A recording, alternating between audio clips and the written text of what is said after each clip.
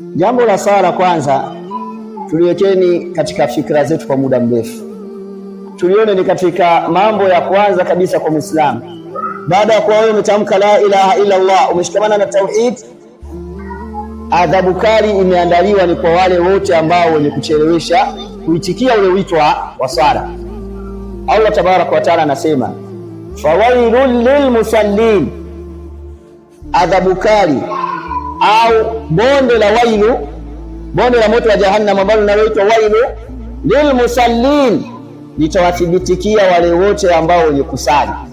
Ukisimamia hapo hapo, usimamaji wako unakuwa ni wa makosa. Wenye kusali ni watu gani ambao watakaoingia kwenye huo moto? Alladhina hum an salatihim sahun, ni wale ambao sala zao wanazipuuza. Yeye akisikia adhana adhamatul khaliq yu'lan, ukubwa wa Allah tabaraka wa taala unatangaza Allahu akbar, Allahu akbar, maana Allah ni mkubwa, alafu mwisho inamalizwa nini? La ilaha illa Allah, hakuna yeyote anayetakiwa kusujudiwa na kunyenyekewa isipokuwa ni Allah. Kwa hiyo maana ile kazi yako unapoendelea kuifanya ni kana kwamba umeiweka kwenye mfumo wa kwamba mimi siwezi kuacha ya kwangu mpaka niendelee na ya Allah, mimi naendelea kwanza na ya kwangu. Huyo Mungu tutakutana baadaye kidogo, mimi ngoja niendelee. Kama ni ngano yangu naendelea kuumua, basi ngoja niendelee kutengeneza vizuri, hivyo vileja vitoke vizuri, alafu baadaye nitaenda kula nini, ili jambo litakuwa sira sawa sawa.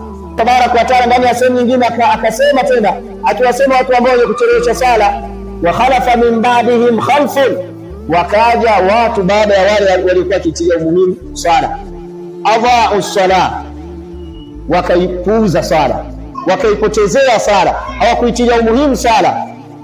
Wattaba'u shahawat, wakafuata yale ambayo nafsi zao zinataka. Miongoni mwao ni hizo harakati zetu za nyumbani. Na sasa mama zangu, dada zangu, mkiwa na mambo yenu nyumbani, mambo yenu yamekuwa si yenye kuachwa kwa sababu ya ibada ya Allah tabaraka wa taala, bali ibada ya sala. Wengine unakuta hadi naingia alasiri, dhuhuri anakusanya na alasiri, alafu sio msafiri yule, dhuhuri na alasiri anakusanya eti sababu nilikuwa na kazi kidogo bwawe na mburi nyingi. Sasa hizo mburi nyingi zitakuja huko kwa Allah tabaraka wa taala. Kwa hiyo Muislamu mzuri ni yule ambaye ya Allah tabaraka wa taala anayatanguliza zaidi kuliko ya kwake. Al-Islam, al-istislam lillah, ni kujisalimisha mambo yako yote kwa nani? Kwa Allah. Chungu kiko jikoni, kiache kwanza, nenda kwanza ukasali. Masikia ila hapo nimeacha vitu vyenye kuungua, kama nimeacha chapati hivi, nikiziacha jikoni vipi tena? Toa kikangio chako, weka pembeni, afu nenda kusali kwanza, ili utekeleze la Allah tabaraka wa taala. Man taraka shay'an lillah awadahu Allah, yeyote atakayeacha kitu kwa ajili ya Allah, Allah atampa badala. Yote hayo ni kwa sababu moja. Mama zangu, dada zangu, hamjapanga nidhamu ya mambo yenu nyumbani. Ndio maana swala inaingia wakati wake, lakini tuna saa zetu, muda wote tunazo.